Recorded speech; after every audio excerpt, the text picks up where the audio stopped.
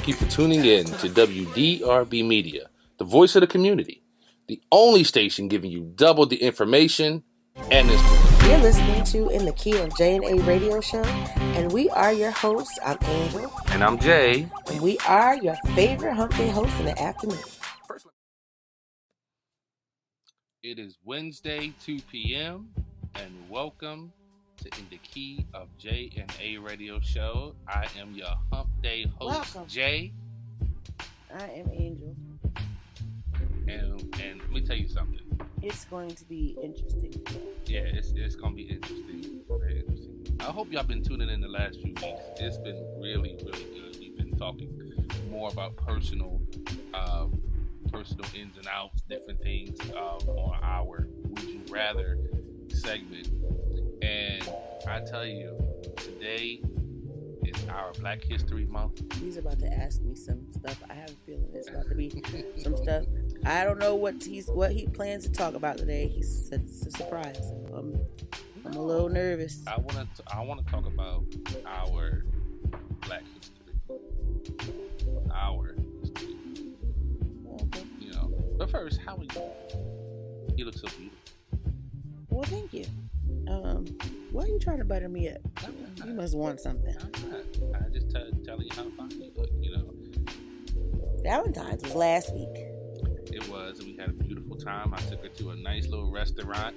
Yes, you did. You know, that, fellas, if you want to get in the pants, that's how you do it. You take them to a nice restaurant. No, that's not how. You know, and everything is all right. That was not. Stop lying to people. No, stop lying to people. I often tell people, like, when you are Valentine's Day, I just feel like it's Valentine's Day to me, just to me. I'm not saying this is everybody else, just talking about me. Valentine's Day is not for married people. Why do you say that? Because, like, if you're in a good marriage, then Valentine's Day is just another day. Well, you know, it's just a day that you spend a little extra money. That's all. But you know, I guess it's a day to celebrate love in every occasion. So, yeah. I mean, Valentine's Day is for people who are, you know, in relationships or maybe like courting or dating or something like that. It's not necessarily for married couples that are already enjoying life together. Okay, I can see that, you know, but we did enjoy our Valentine's. Hope everybody else did. I hope everybody else, you know, as well enjoyed the day after Valentine's Day, which is National Side Piece Day. Why would you say that? That is just not nice to say. If you are a side piece, keep on trucking. You make the world a better place. keep on pushing. All right, let me sing the song. Gotta keep on pushing. You make the world a better place. No, all right, first side of all, pieces. No, side pieces are for chicken baskets. Like, no. You know, so. That's not nice to say that. In our Black History segment, we love you. You wonderful.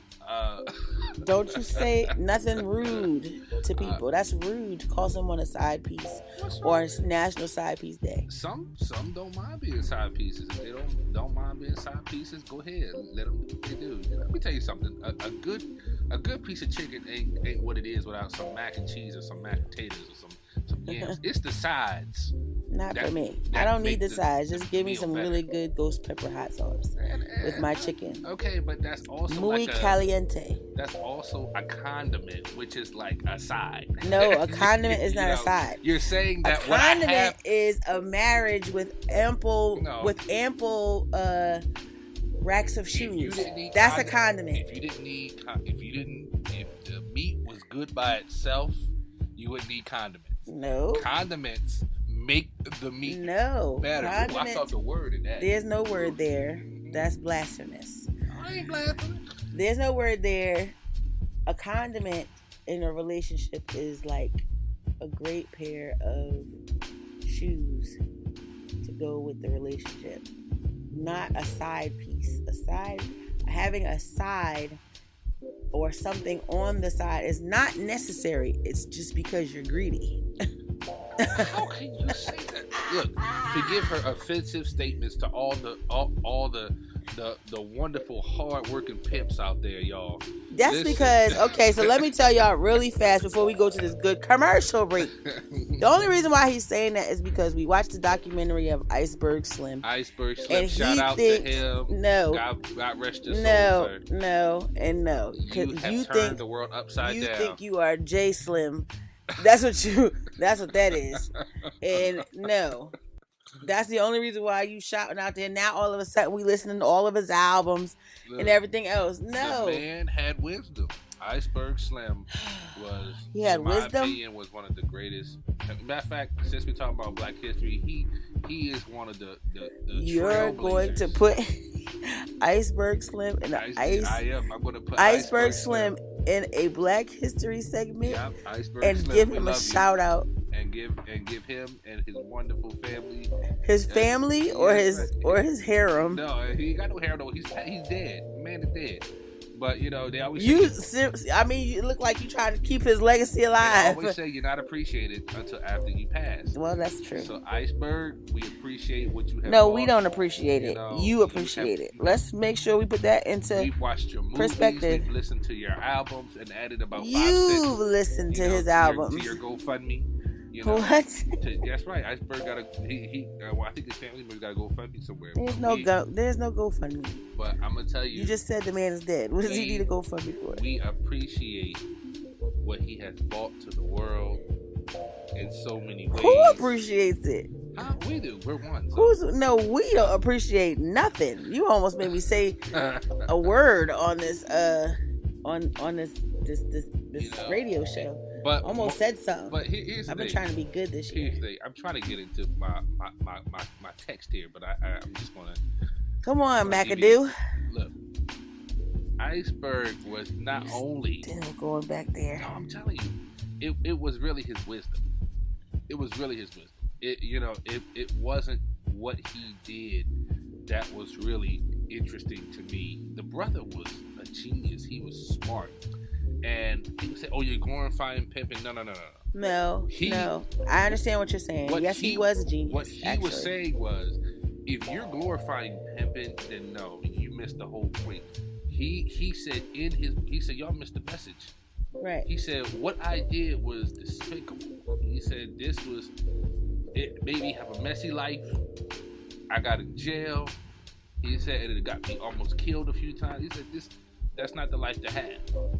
You know, but his wisdom and knowing that and sharing that with everyone, that okay, there are brothers out there, you know, that are doing it. He said, but y'all need to get out of that. Find you someone, settle down, you know. And that makes him, legendary, huh? It makes him like, because everybody else that has done something, they were like, oh, okay, yeah, I did it, I'm proud of it. I ain't gonna take it. He's like, nah, y'all missed the message. I'm not proud of it because I would have chosen another life. If that's the case, y'all don't understand. This is a hard life, so. Well, he was, from what I gather, a brilliant author when it came to street life. Yeah, like. And that I actually can appreciate. You may not want to read about what he was talking about, but the things that he was talking about and the genre in which he was, coming from, where he was coming from, the atmosphere he was coming from.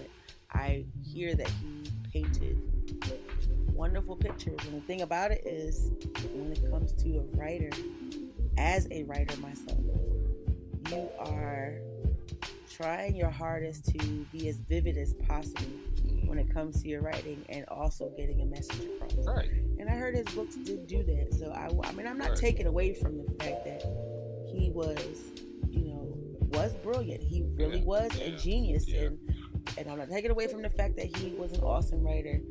It's just, in which he came up in and what he decided to write about. Right. That's just not that's not my lane there. So listen, we gonna cut it right there. Not my lane. We'll be right back after this commercial.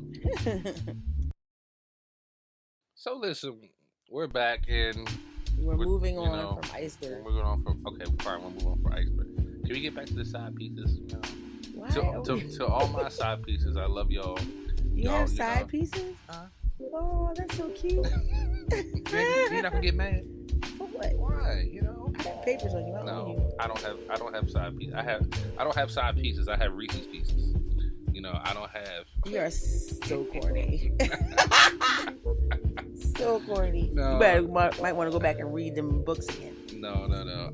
I'm you know, I'm not the Mac like that. Women don't like me like that. I try my best. Here we go. I try my best to have side pieces, but you know, they be like, oh no, yeah.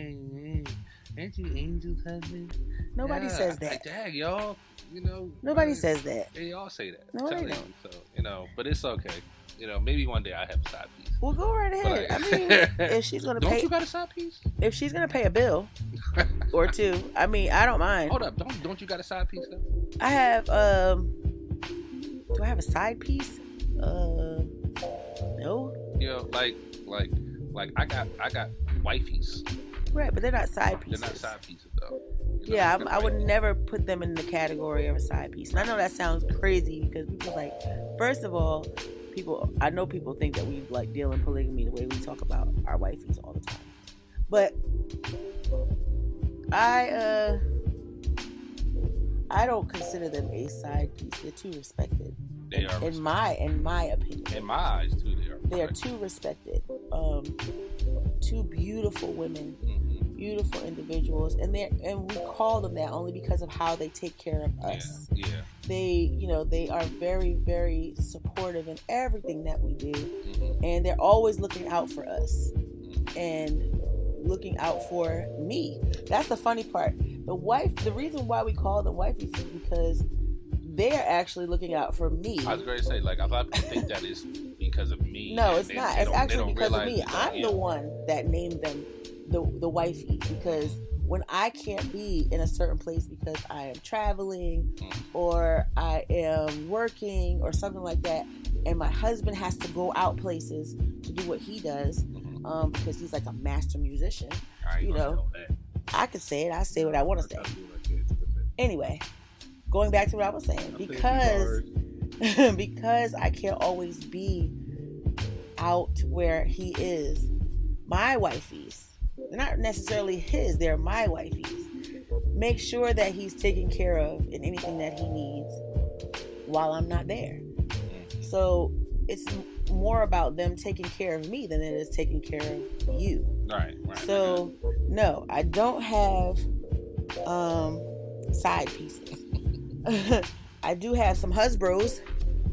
Now that I have heard. Yep, You have I do have husbros. That's a new one. They're my brothers, and the same exact way my wifeys take care of my husband when I'm not around, to make sure that he is protected Mhm. and covered and doesn't need anything, the same way I would do for them and their spouses, because that's the type of atmosphere we are in. That's the Right. type of environment that Shout we're out in. to the Husbros. Yes, they make sure that if my husband is not around, they're Right. protecting me. They Right.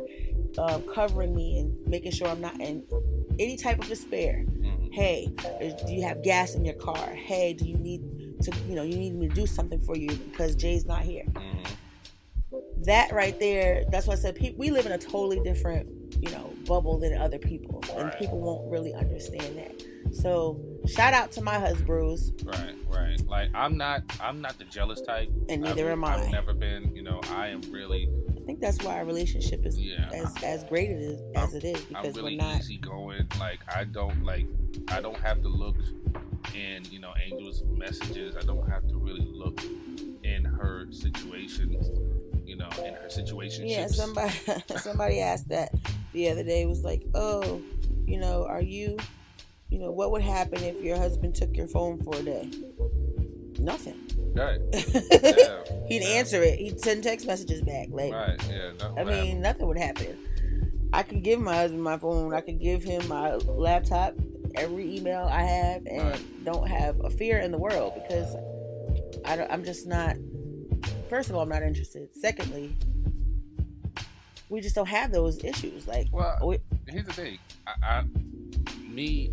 I think that I can say that we pretty much know everything there is to know in each other.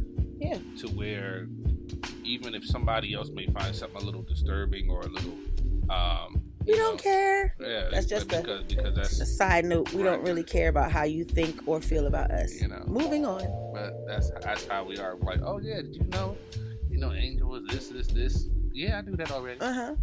Sure did. Because Angel told me. Yeah, it was like that's not news. That's not news to me. So you can't come to me with that. Yeah, we don't have those issues. Sorry, y'all. Sorry for those of y'all who thought we did. Yeah. Sorry, we don't have those issues. Don't be trying to bring don't bring y'all issues into our relationship. It doesn't work. So in that one, we still didn't get to Black History. Lord have mercy. You actually did. You Iceberg Slim. Iceberg Slim. But, you literally brought Iceberg Slim into Black History, and we're gonna talk a little more about Black History. I am gonna laugh real hard about this. We're gonna talk a little bit more about Black History when we come back, right here on In the Key of J-Day. So we're back right here on In the Key of J-Day, and we're going to continue in our Black History segment. Talking about this time. Yeah, we're gonna get there because we have to in this segment. But we're talking about people like Frederick Douglass, Rosa Parks, Martin Luther the King. No, first of all, no, not Martin Luther the King. That's number one. No, we're not gonna say that. It sounds ignorant, but I appreciate all those names, that you just said. But when we talk about Black History, why is it that we always zoom in on either slavery or civil rights? Like that was the only thing that is a part of Black History.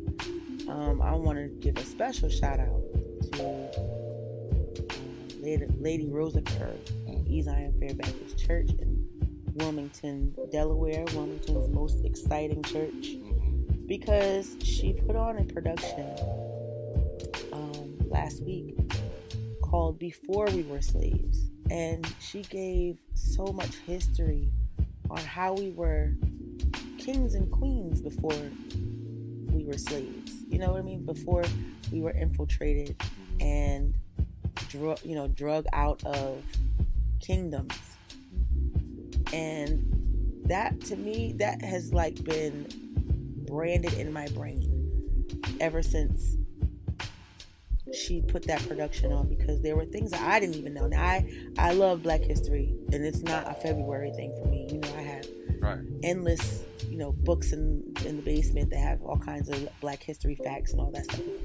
So for me, for her to do a production called Before We Were Slaves, showing how we were kings and queens, and we were we were very much royalty already. We were already countless amounts of gold and jewels and things like that they were wearing before, as they call them, colonizers came and infiltrated. So I would love for Black History Month to kind of showcase some of those things more before we ended up in the belly of a slave ship, because there's so much more to us than whips and chains and cotton fields, and and then moving on to civil rights and trying for equality, even though we are in 2023 and we still don't have equality. You know what I mean? Let's just be real. We're talking 2 generations away from slavery. So people often think that, when they think of Black history, it was so long ago. It really wasn't so long ago. My mother was born in the 1960s. And the woman who raised me, my stepmom, she was born in the 50s, which was really not that long ago. Wow. And they were still fighting for, rights and stuff like that. So, but here's the thing about that. Fighting for rights so many years, you start to wonder, how did it all begin? And how did that we become the way we are as Black people, to the point where it's almost like we're hating ourselves. We were taught that. We were literally taught to hate ourselves and hate each other. But here's the thing, though. It's just like, coming from royalty and then brainwashed completely, and then really taught to really. Pain is a powerful drug. I mean, pain is a powerful drug. That's horrible. And I ran across something that I wanted to read, and I hope that you guys get something from it. But it's like the William Lynch letters, and I'm telling you, it's like when you read the Willie Lynch letters, look it up on Google. It talks about the making of a slave. Yeah, I've read these, and it's horrible, it's horrifying. But he shared these detailed tactics with white slave owners and say, listen, if you want them to be slaves for another 300, 400 years, or even going on countless generations, this is what you need to do now. He did something back then that he knew psychologically would resonate for years, hundreds of years on it, and we are literally still. Yep. He tells them, he says, start separating them by age, by color. Yep. Start putting the dad against the son, and the mother against daughter. Start putting the brother against sister because she's lighter than he is, or vice versa. Start putting the intelligent ones in one circle, and the ones who you think are not as intelligent in another. Start putting the ones who have fine hair. Right. Even went there. Start putting the ones who have fine hair in one circle, and the ones who have coarse hair in another. Yeah. They went. Which is why we still to this day have colorism. Right. And start putting the heavy set ladies in one, and the skinny ladies in another. Start putting them against each other. Yep. The finer ladies, the light skinned finer ladies work in the house, and put the darker ones outside. Yeah. And they'll start hating each other. His strategy worked. It worked. And still even today, we still deal with this. I have a wonderfully beautiful melanated baby, and she often talks about that, when she goes to school, that she still faces colorism from her own people. Yeah. Because she is, a little darker, I guess, and more melanated, I should say, than others. Oh.